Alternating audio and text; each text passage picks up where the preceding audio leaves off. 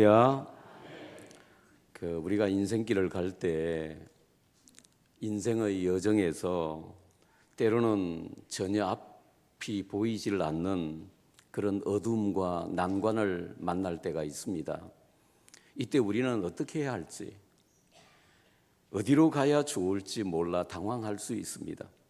오른쪽으로 가야 할지, 왼쪽으로 가야 할지, 앞으로 전진해야 할지, 뒤로 후퇴해야 할지, 아니면 그냥 있어야 할지, 어떻게 해야 좋을지 감이 안 잡힐 때가 있습니다.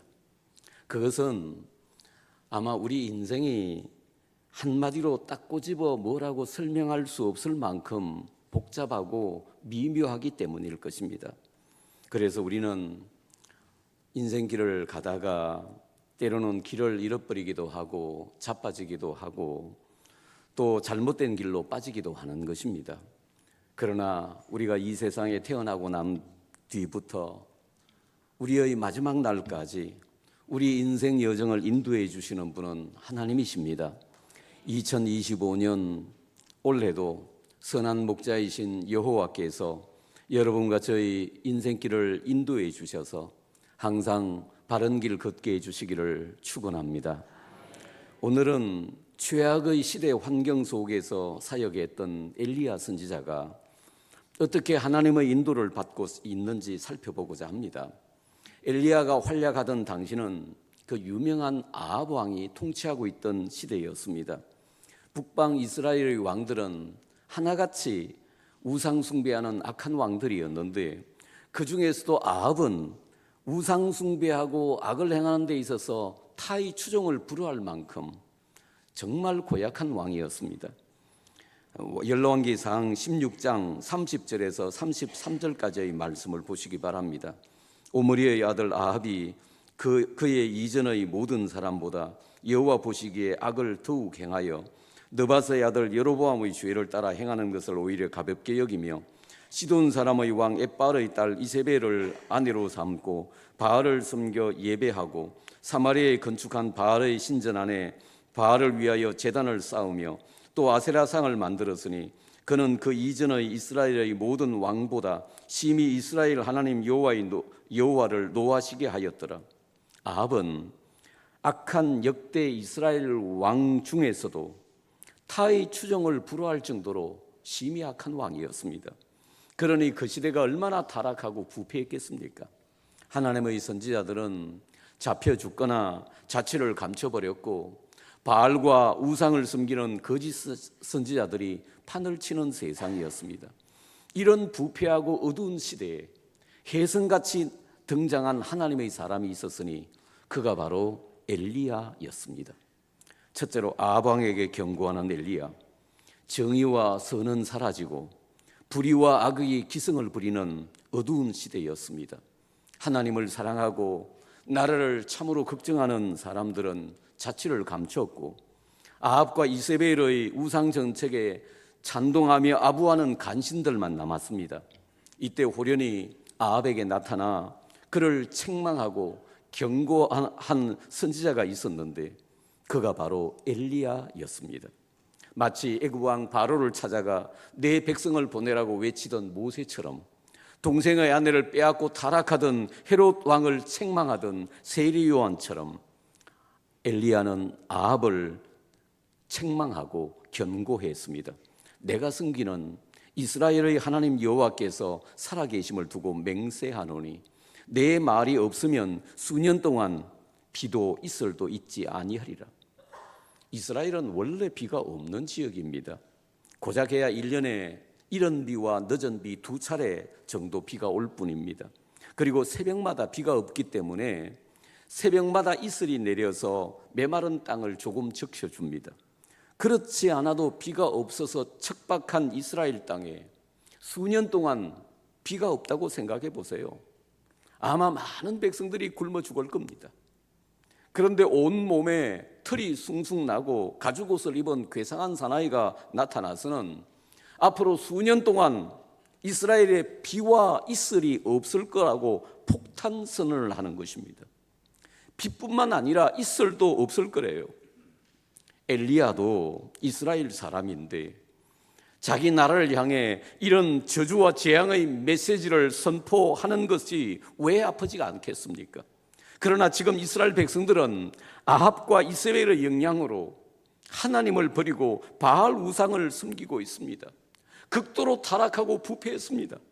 그래서 엘리야는 눈물을 머금고 이스라엘 땅에 저주와 재앙을 선포한 것입니다. 그런데 엘리야는 어떻게 그 폭군을 전혀 두려워하지 않고 이렇게 아합에게 폭탄 선언을 할 수 있었을까요? 그것은 그가 하나님을 섬기고 있었기 때문입니다. 그는 내가 섬기는 이스라엘의 하나님 여호와께서 살아계심을 두고 맹세하노니라고 말했습니다. 내가 섬기는 하나님이라고 말했습니다. 여러분, 하나님 믿고 섬기는 사람, 하나님 두려워하는 사람은 사람 두려워하지 않습니다. 권력도 두려워하지 않습니다. 그러나 하나님 두려워하지 않는 사람은 사람을 두려워하며 권력에 들어붙어 온갖 변신을 거듭하며 나라를 망쳐놓는 것입니다. 우리나라 역사에도 아합 시대 이상으로 어두웠던 때가 있었습니다. 위정자들은 권력을 잡고 이권을 추구하는 데만 혈안이 되었지 백성들을 위한 선정을 베풀지는 못했습니다. 나라를 위해 충언을 고하는 충신들은 귀양을 가거나 목배임을 당했습니다. 지금 우리나라도 크게 다르지 않다고 생각합니다. 사람마다 이거 견해가 다를 수 있겠지만 그 결과가 대통령의 계엄과 탄핵이 아닐까요? 물론 우두머리가 제일 나쁘지만 대통령의 눈과 귀를 가리고 호가호위하던 간신배들이 나라 망친 것 아닙니까? 예전부터 우리나라는 잘 싸웠습니다. 여러분, 우리 옆 사람 축복합시다. 제발 싸우지 맙시다. 모였다면 싸우고 멱살을 잡고 얼굴을 붉히고요. 우리나라 사람들은요, 몇 사람만 모이면 싸워요. 권력 추구하려고 그런 것 같아요. 옛날에 사색 당파하던 기질이 있어가지고 만났다면 물어뜯고 싸우는 이런 기질이 아직도 이어져서, 물론 다른 기관도 마찬가지 제일 잘 싸운 데가 그게 아닙니까? 그게 틈만 나면 싸우는데, 여러분 그 싸우는 주제가 뭔지 알아요? 고작 자기와 당의 이익이에요. 예? 나라는 무슨 나라예요? 우리 눈에는 그게 옳지 않다는 게 뻔히 보이는데, 그들은 나라가 망하든 말든 절단나든 말든 오직 자기 고집과 이익만 주장해요. 통탄하고 싶은 것은 그래도 자기들이 옳대요. 조금만 지나면 된대요. 다 잊어버린대요. 역사가 평가할 거래요. 모름지기 위정자란 개인과 당리 당략을 따지는 졸장부가 아니라 먼저 대의를 생각하고 나라와 백성을 섬기고 희생할 줄 아는 좀 큰 사람이 해야 하는 것 아닙니까? 이게 정치는. 일반 사람보다 못한 사람이 들어가서 싸우니까. 그런 점에서 어둡고 부패한 시대에 후련히 아합에게 나타나 경고하고 책망하던 엘리야는 바른 선지자와 충신의 모델이라고 할 수 있을 것입니다. 지금 이 시대야말로 하나님만 의지하고 진리를 외치던 엘리야 같은 용기 있고 진실한 하나님의 사람이 필요할 때가 아닐까요? 당신은 하나님을 믿습니까? 그 말씀을 믿습니까? 우리가 정말 하나님을 믿고 말씀을 신뢰한다면 세상 어떤 사람도 권력도 두려워하지 않을 수 있습니다. 주님은 몸은 죽여도 영혼은 능히 죽이지 못하는 자들을 두려워하지 말고 오직 몸과 영혼을 능히 지옥에 멸하시는 자를 두려워하라고 하셨습니다. 요지경같이 불안하고 혼란한 세상에서도 사람이나 세상 권력 두려워하지 말고 오직 하나님 한 분 두려워하며 두려워하는 신앙으로 사시기를 축원합니다. 둘째로 그리 시냇가에 숨어라. 하나님은 엘리야에게 아합에게 경고하라고 하신 후에 180도로 전혀 다른 말씀을 하십니다. 2절과 3절 말씀 보세요. 여호와의 말씀이 엘리야에게 임하여 이르시되 너는 여기서 떠나 동쪽으로 가서 요단 앞 그리 시내가에 숨고. 아합에게 경고의 메시지를 전하게 하신 하나님은 이제 여기를 떠나서 그리 시내가에 숨으라고 하십니다. 진리에 대한 열심과 의로운 분노로 가득 찬 엘리야에게 경고하는 것과 숨는 것 중에서 어느 것이 더 힘들까요? 아합에게 경고하는 것은 좀 위험한 일이긴 하지만 엘리야로서는 자랑스럽고 가슴 벅찬 일일 수 있습니다. 반면에 숨는다고 하는 것은 비겁하고 용기 없는 행위로 비칠 수 있습니다. 의분으로 가슴이 뜨거운 엘리야로서는 아니 하나님 숨으라니요, 저를 어떻게 보시고 그런 섭섭한 말씀을 하십니까 하고 이 일을 제기할 수도 있습니다. 그러나 엘리야는 하나님 말씀에 순종해서 그리 시내가로 가서 숨습니다. 사랑하는 여러분, 사람은 나타나는 것과 숨는 것을 다 잘해야 합니다. 앉아 있을 때와 일어날 때를 잘 구별해야 합니다. 적의 포탄이 막 퍼불 때는 숨어야 할 때입니다. 그때 일어나 설치다가는 정통으로 이맛박에 폭탄을 맞을 수 있습니다. 그래서 잠언 27장 12절에 슬기로운 자는 재앙을 보면 숨어 피하여도 어리석은 자들은 나가다가 해를 받느니라고 했던 것입니다. 물론 목숨 걸고 싸워야 할 때가 있습니다. 그러나 피하고 숨어야 할 때 무모하게 나가는 것은 용기가 아니라 만용입니다. 복음서에서 주님께서 피하다, 숨다, 떠나다라고 하는 말씀이 여러 차례 나옵니다. 주님께서 용기가 없어서 비겁해서 피하셨을까요? 아닙니다. 아직은 때가 아니다. 아직은 공개적으로 나설 때가 아니라는 것을 아셨기 때문입니다. 그러나 때가 무르익어 십자가 져야 할 때가 되자 주님은 조금도 주저하지 않고 예루살렘을 향해 뚜벅뚜벅 발걸음을 옮기셨던 것입니다. 여러분은 숨어야 할 때 숨고 나타나야 할 때 나타나는 분별력 있는 성도들이십니까? 일어나야 할 때 일어나고 외쳐야 할 때 외치고 그리고 숨어야 할 때 숨을 줄 알았던 엘리야 이 영적인 분별력을 배웠으면 합니다. 그리고 하나님의 말씀에 순종하여 엘리야는 요단 앞 그리 시내가에 왔습니다. 지금도 이 그리 시내가가 어딘지 정확히 그 위치를 알 수 없지만 아마 이곳은 꽤 깊은 산골짜기인 것은 분명한 것 같습니다. 왜냐하면 그 심각한 가뭄에도 시냇물이 흐르는 곳이라면 아마도 깊고 깊은 계곡이었을 것입니다. 그러므로 이곳은 외로운 곳입니다. 사람의 흔적을 찾기 어려운 적막한 곳입니다. 대개 사람들은 외로움을 견디지를 못합니다. 여럿이 함께 있을 때는 얼마든지 사람 구실을 하는데 고독하고 외로우면 못 견뎌요. 그래서 정신 이상이 생기고 스트레스를 받고 자살자가 생기는 겁니다.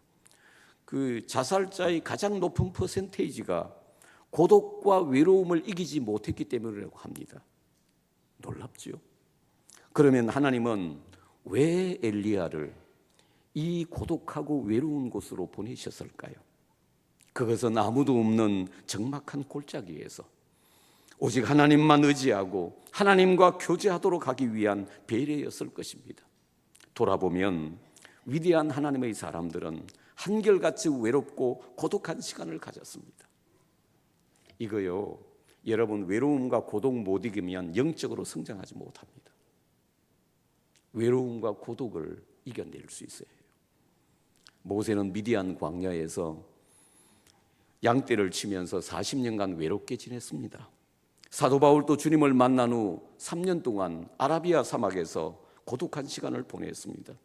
이분들이 사람의 그림자도 찾기 어려운 그 외로운 곳에서 무엇을 하며 하루하루를 살았을까요? 하나님께 기도하며 말씀을 묵상하며 하나님과 신령한 교제를 나누며 그 외로운 날들을 보냈을 것입니다. 좋은 번연이 어떤 불행한 일에 연루되어서 감옥에 투옥되었습니다.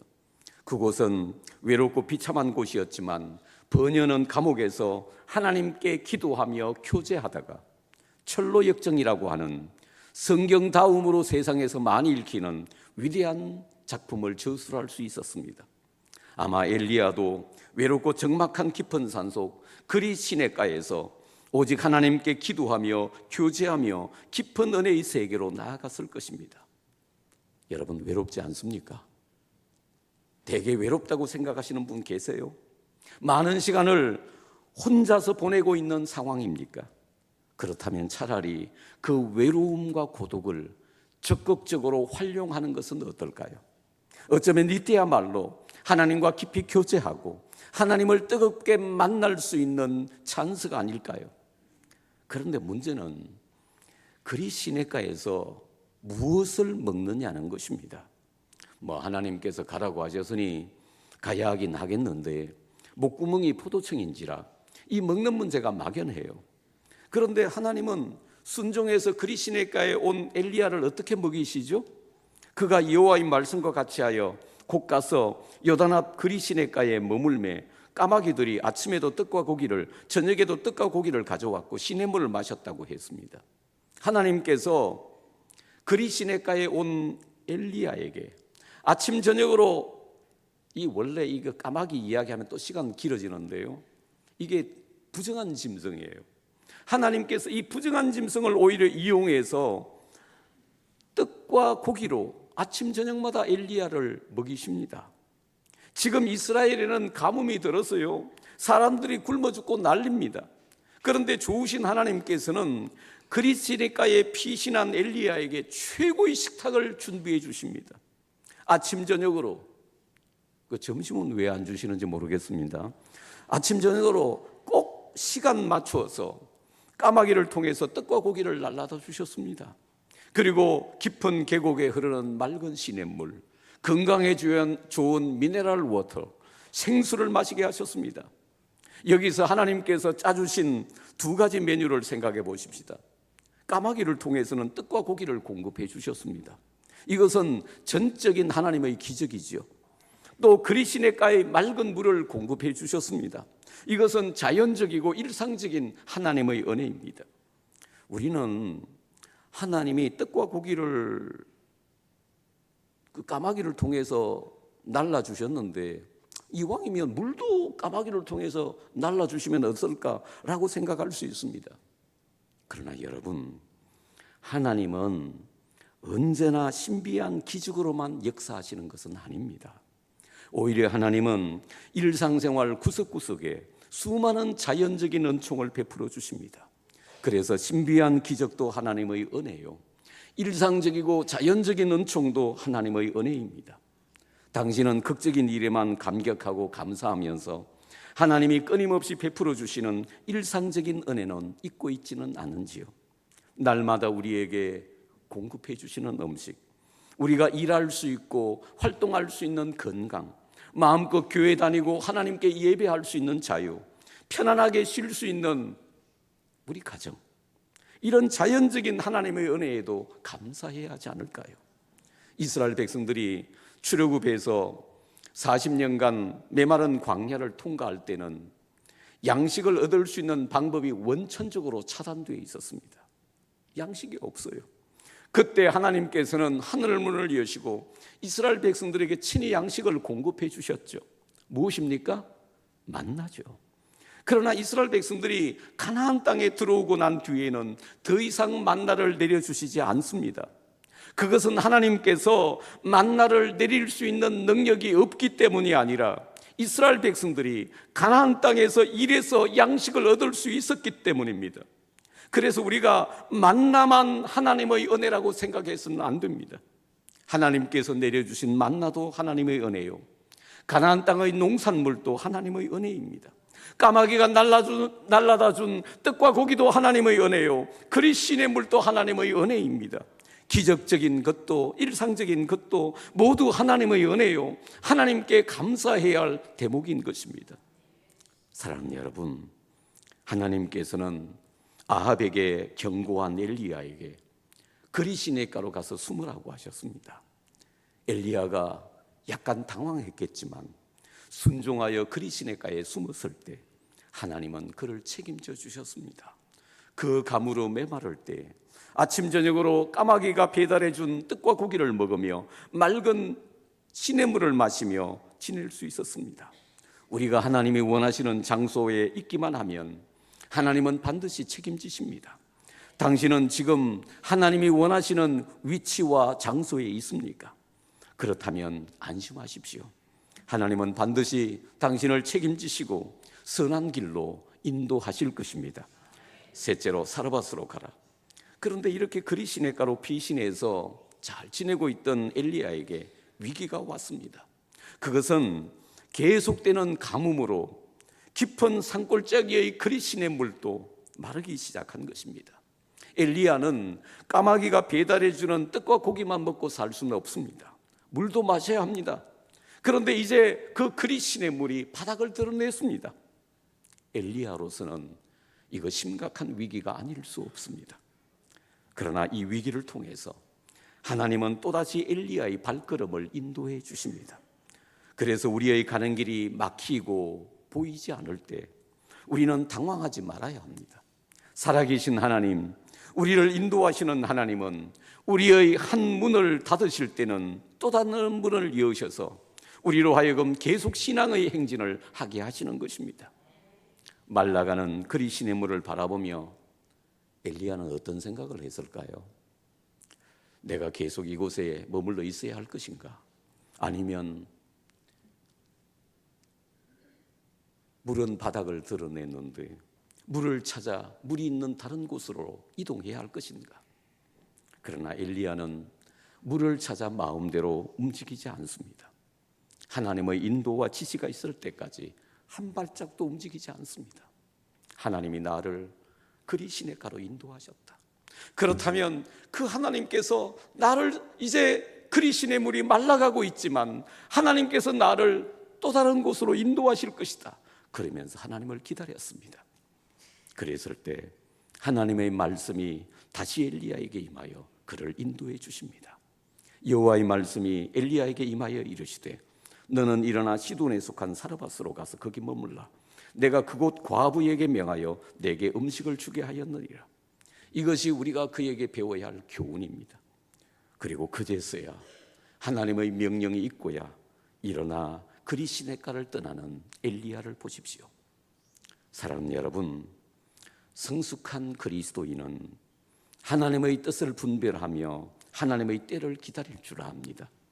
그리고 주님의 인도 없이는, 이것이 하나님의 뜻이라는 분명한 확신 없이는 결코 행동하지 않습니다. 하나님의 인도하심 따라, 하나님의 뜻을 따라 인생길을 걷고자 하는 것이 성숙한 그리스도인의 자세입니다. 옛날 이스라엘 백성들이 광야를 행진할 때 하나님은 구름 기둥과 불 기둥으로 그들을 인도하셨습니다. 구름이 성막에 떠오를 때는 이스라엘 자손이 곧 행진하였고, 구름이 머무는 곳에 이스라엘 자손이 진을 쳤으니 이스라엘 자손이 여호와의 명령을 따라 행진하였고 여호와의 명령을 따라 진을 쳤으며, 구름이 성막 위에 머무는 동안에는 그들이 진영에 머물렀더라고 했습니다. 그들은 구름이 머무는 곳에 머물렀고 구름이 일어나 움직이면 언제라도 구름을 따라 길을 떠났습니다. 그랬을 때 그 험한 광야를 지나 가나안 땅에 진입할 수 있었던 것입니다. 여기서 이스라엘 백성들을 인도하던 구름 기둥은 하나님의 말씀을 상징합니다. 시대는 다르지만 오늘도 하나님은 변함없이 우리를 말씀으로 인도해 주십니다. 그래서 우리는 매일 하나님의 말씀을 묵상하고 말씀을 듣고 그 말씀이 나를 주장하고 인도하시도록 해야 하는 것입니다. 시편 119편 105절에 주의 말씀은 내 발의 등이요 내 길의 빛이니이다라고 했습니다. 당신의 인생길이 마치 안개가 자욱히 낀 것처럼 앞이 잘 보이질 않습니까? 어디로 가야 좋을지 몰라 방황하십니까? 하나님의 말씀은 당신의 어두운 인생길을 환하게 비춰주는 빛과 등불이십니다. 매일 하나님의 말씀을 묵상하며 말씀의 인도 따라 당신의 인생길을 걸어가십시오. 마침내 하나님이 예비하신 가나안 땅 천국에 꼴이 나게 될 것입니다. 사랑하는 성도 여러분, 엘리야는 그 포악한 아합 왕이 통치하던 시대에 활약하던 선지자였습니다. 그러나 그는 그 어두운 시대 환경 속에서도 찬란한 빛을 발하는 하나님의 사람이었습니다. 그것은 그가 계획하고 작정한 길을 걸은 것이 아니라 하나님의 말씀의 인도 따라 그렇기 때문입니다. 본문에서 우리는 하나님께서 어떻게 그를 인도하시고 어떻게 그를 책임지시는지 보았습니다.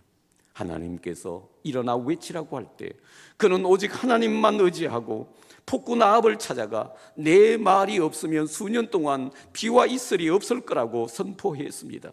그리고 하나님께서 숨으라고 하셨을 때 그리 시내에 걸어가서 피신했습니다. 외로운 그곳에서 그는 하나님과 교제하며 까마귀가 배달해주는 떡과 고기를 먹고 시냇물을 마시며 잘 살았습니다. 그런데 이제 시냇물이 바닥을 드러내기 시작합니다. 그래도 떠나지 않고 계속해서 웅크리고 있었더니 하나님은 그를 다시 사라밧의 과부에게로 인도해 주셨습니다. 한 걸음씩 한 걸음씩 엘리야의 앞길을 인도하시는 하나님을 보십니까? 엘리야가 하나님께 순종하며 나갈 때마다 하나님은 한 걸음씩 그의 앞길을 인도해 주셨습니다. 세계적인 부흥사 빌리 그레이엄 목사님과 함께 사역하던 분 가운데 킴 윅스라고 하는 한국인 맹인 아가씨가 있었습니다. 한국 전쟁 때 실명을 해서 고아원에서 자랐는데 어떤 미국 중사의 참 축복이죠. 도움을 받아서 미국에 건너가 인디애나 주립대학에서 공부했고 오스트리아에서 성악을 수업해서 성악가가 되었습니다. 이런 그녀가 빌리 그레이엄 목사님과 만나서 목사님의 집회에 함께 다니며 간증도 하고 노래도 부르는 유명 인사가 되었습니다. 그녀는 어느 날 이런 간증을 했습니다. 사람이 장님인 나를 인도할 때 저 100m 앞에 뭐가 있다고 말하지 않습니다. 단지 앞에 물이 있으니 건너뛰라고 말하고 청개가 있으니 발을 올려놓으라고 말합니다. 나를 인도하는 분을 내가 믿고 한 걸음씩 걸음을 옮기면 나는 내가 가고자 하는 목적지에 도착할 수 있습니다. 하나님이 우리를 인도하시는 방식도 이와 같습니다. 우리는 10년 후를 알지 못합니다. 20년 후도 알지 못합니다. 또 알고자 하지도 않습니다. 오늘 해야 할 것을 보이시는 하나님께 믿음으로 순종하면 하나님은 오늘도 인도하시고 내일도 인도하시고 모레도 인도하십니다. 이렇게 하루하루를 하나님의 인도를 받아 살면 하나님은 마침내 내 인생을 하나님이 약속하시고 계획하신 그곳에 도달하게 하실 것입니다 라고 간증했습니다. 하나님은 엘리야도 이렇게 인도하셨습니다.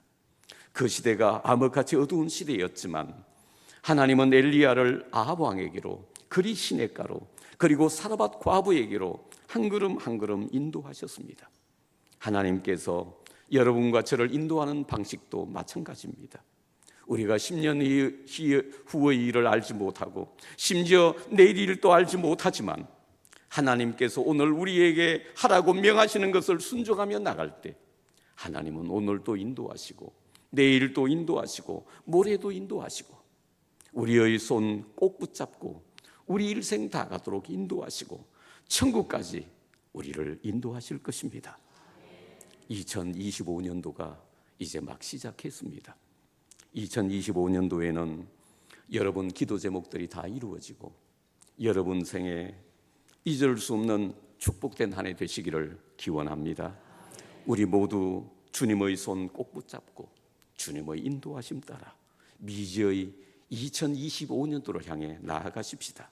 아무리 우리 인생길이 어둡고 험하다고 해도 이렇게 한 걸음 한 걸음 주의 인도하심 따라 나가시기 바라고 이 걸음으로 우리 모두 영원한 천국으로 인도받게 되시기를 축원합니다.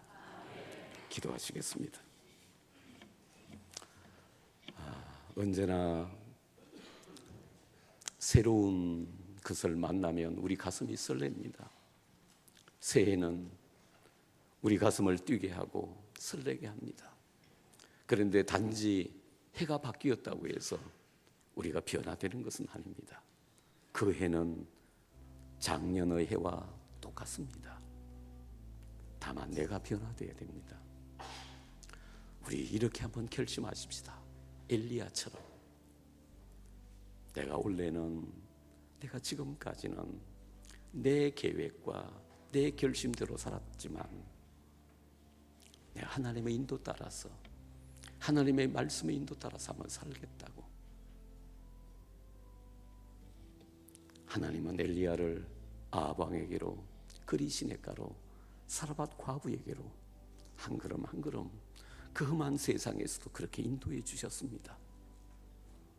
그리고 마침내 최고의 선지자로 하나님께서 우뚝 세우셨습니다. 원래 우리가 성공할 수 있는 비결도 이와 같다고 생각합니다. 우리가 하나님 말씀만 따라가면, 성령의 인도함을 받아 따라가면, 우리 앞이 아무리 험하고 어두워도 우리는 승리하는 한 해를 보낼 수 있을 것입니다. 오늘 주신 말씀 우리 붙잡고 말씀 따라가는 한 해 되기 위해서 합심해서 기도하겠습니다. 우리 하나님 아버지 감사합니다. 주신 귀한 말씀 믿음으로 받습니다. 그 어려운 시대 환경 속에서 엘리야를 인도하시던 하나님, 저를 인도하시고 우리 성도들 인도하시고 우리 교회를 인도해 주시옵소서. 하나님 아버지, 우리나라도 인도해 주시옵소서. 이 불안하고 답답한 어두운 시대에 하나님, 가라고 하면 가게 하시고, 일어나라고 하면 일어나게 하시고, 외치라고 하면 외치게 하시고, 하나님의 말씀과 뜻을 따라 우리 인생길을 걷게 하여 주시옵소서. 그리하여 하나님의 축복 속에서 승리하게 하시고 우리 생에 잊을 수 없는 축복의 한 해가 되게 하여 주시옵소서. 도와주시옵소서.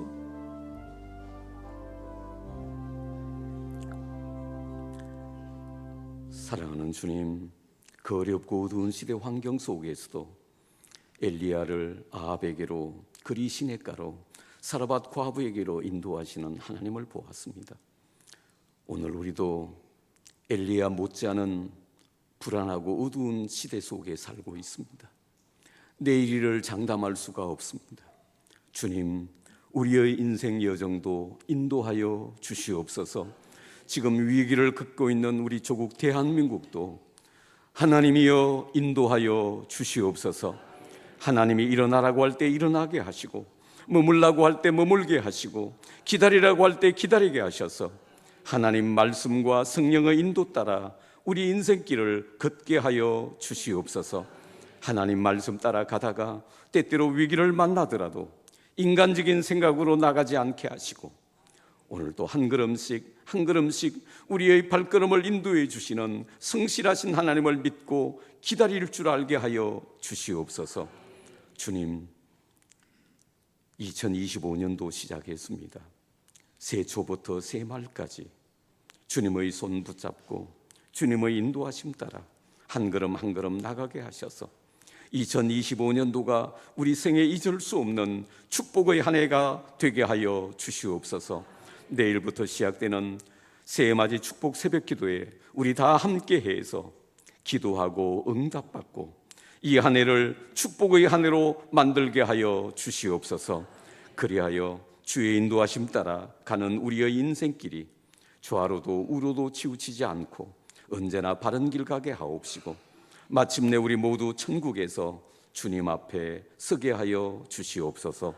예수님 이름으로 기도하옵나이다. 아멘.